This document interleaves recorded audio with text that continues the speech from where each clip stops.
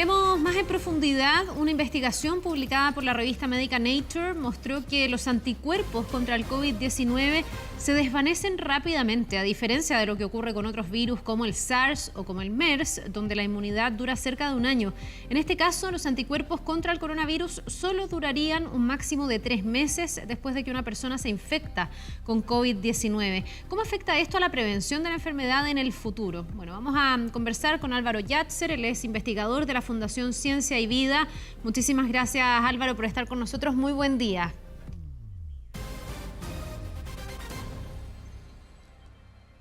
¿Álvaro? Hola, sí, buen día, muchas gracias. Ahí te escuchamos. Muy buen día y gracias por acompañarnos aquí en 24 AM.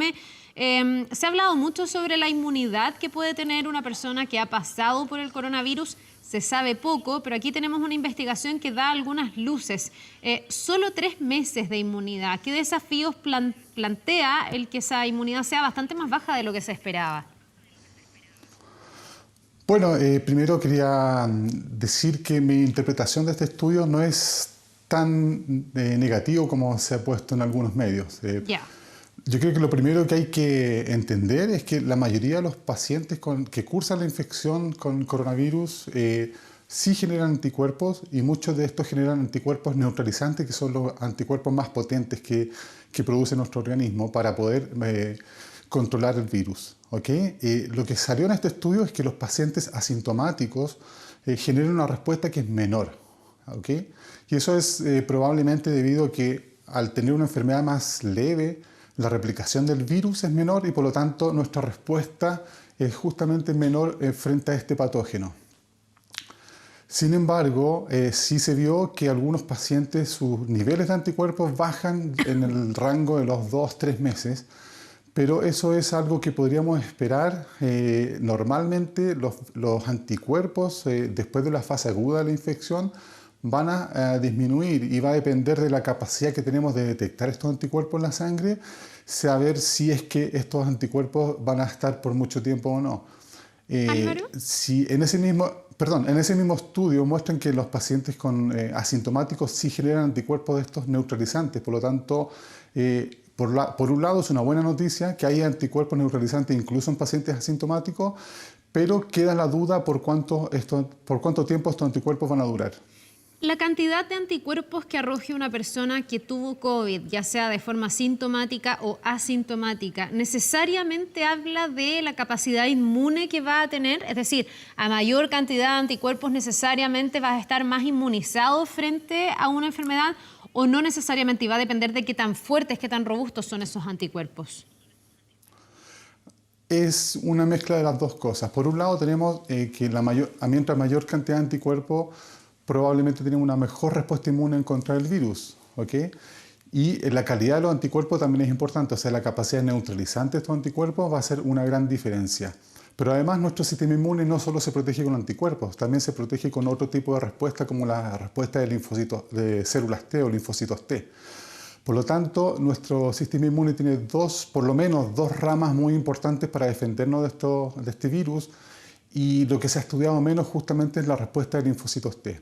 En conceptos claros, los anticuerpos sirven para neutralizar los virus que andan circulando, mientras que los linfocitos T pueden eliminar a las células que están produciendo los virus. Por lo tanto, mediante estos dos mecanismos podemos controlar eficientemente el virus. Perfecto. Ahora, con lo que se conoce, con esta investigación, tú me dices, no quiero ser negativo, lo quiero mirar en el fondo de forma optimista.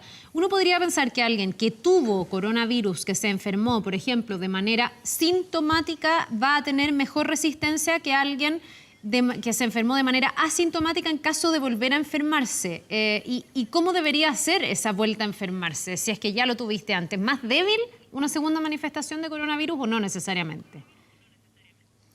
No necesariamente. Sí este estudio lo que demuestra es que probablemente los pacientes que tienen una infección sintomática sí van a tener una mejor respuesta en el tiempo, porque sus niveles de anticuerpos son mayores.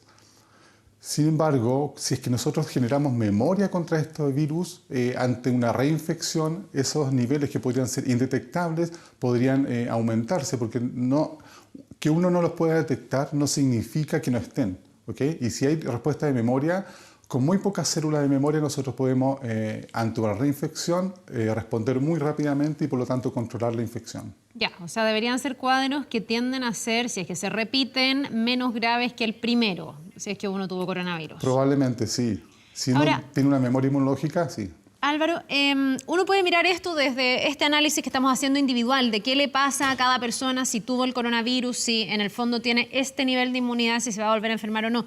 Pero también desde la política pública, el conocer el nivel de inmunidad que da este virus es relevante. Al comienzo, y de hecho en Chile ha sido una discusión, se hablaba de la inmunidad de rebaño, de esta idea de irnos enfermando todos progresivamente para ir como en conjunto generando inmunidad frente a la enfermedad.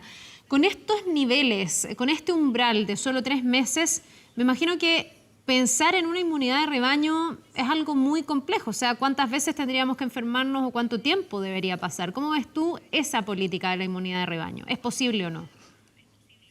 Yo creo que es muy difícil alcanzar una inmunidad de rebaño ante una infección como la que está ocurriendo, ¿ya? La inmunidad de rebaño es un concepto que se aplica principalmente a cuando la población está vacunada en contra de algún patógeno y por lo tanto aquellas personas que son susceptibles o que no han podido vacunarse están protegidas, ya que ante un evento esporádico de la aparición del virus, la mayor cantidad de personas al estar inmunes no transmiten el virus a sus cercanos, por lo tanto esa es una forma como que nos defendemos en forma comunitaria. Sin embargo, en una pandemia es muy difícil hablar de esto. Si hacemos cálculos, para poder alcanzar ese nivel de inmunidad de rebaño necesitamos por lo menos un 60, 70, incluso 80% de personas que sean inmunes. Y además, cuando hay tantos eventos, que no es algo esporádico, con tantos eventos de infección, es muy difícil que incluso habiendo un 80% de inmunidad colectiva, estas personas vulnerables estén protegidas porque el virus está circulando en forma mucho más frecuente. Ya, o sea, aquí nos queda esperar una vacuna, básicamente, algún antídoto para lograr esa inmunidad. Básicamente necesitamos una vacuna que ojalá sea capaz de generar tanto anticuerpos como respuesta celular de linfocitos. Bien, pues Álvaro Yatzer, investigador de la Fundación Ciencia y Vida, muchísimas gracias por habernos acompañado esta mañana en 24 AM. Que tengas un buen día. Gracias a ustedes.